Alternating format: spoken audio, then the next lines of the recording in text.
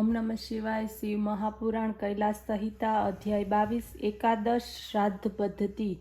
स्कंद बोल्या, हे मुनि, હવે એકાદશીની વિધિ સાંભળો। 11મો દિવસ આવતા જે વિધિ કહેવામાં આવી છે તે હું આપને સ્નેહપૂર્વક કહું છું। એક વેદીને શુદ્ધ કરીને લીપીને પશ્ચિમ પૂર્વ 5 મંડળ બનાવવા અને એનામાં દેવેશ્વરી અનિવાહિક જેવા પહેલાં કહેવામાં આવ્યા છે તેવા 5 દેવતાઓની પૂજા કરવી।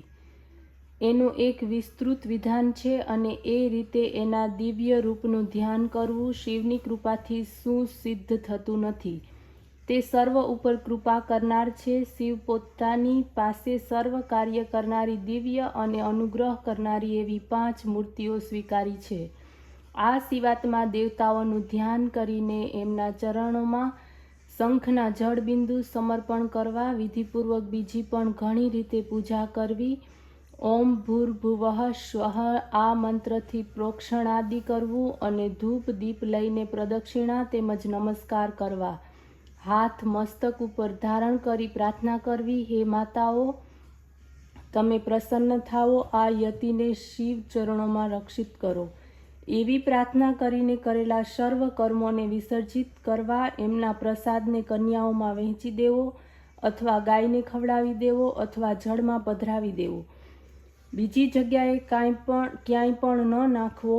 આ રીતે એનું પાવન શ્રાદ્ધ કરવું, કારણ કે યતિનું એકોદિષ્ટ શ્રાદ્ધ થતું નથી, એની પણ એક અલગ વિધિ છે।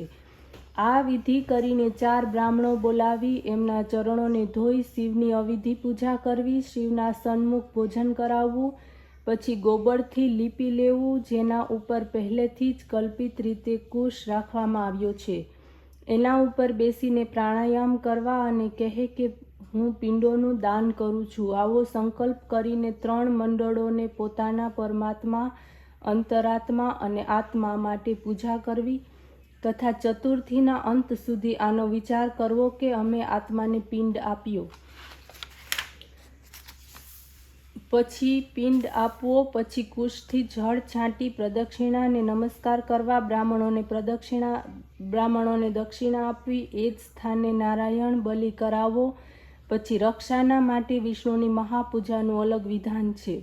અંતમાં વેદપાઠી 12 એવા બ્રાહ્મણોને બોલાવીને જેને કેશવાદિક નામ હોય એમને ગંધ, અક્ષત અને પુષ્પથી પૂજા કરવી।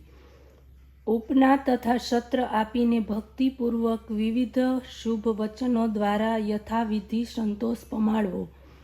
કુશ ઉપર પાયસ બલિ કરવો। હે મુનીશ્વર, આ એકાદશાની વિધિ મેં કહી છે એ જ દ્વિજ। હવે દ્વાદશની વિધિ સાંભળો। ઓમ નમઃ શિવાય।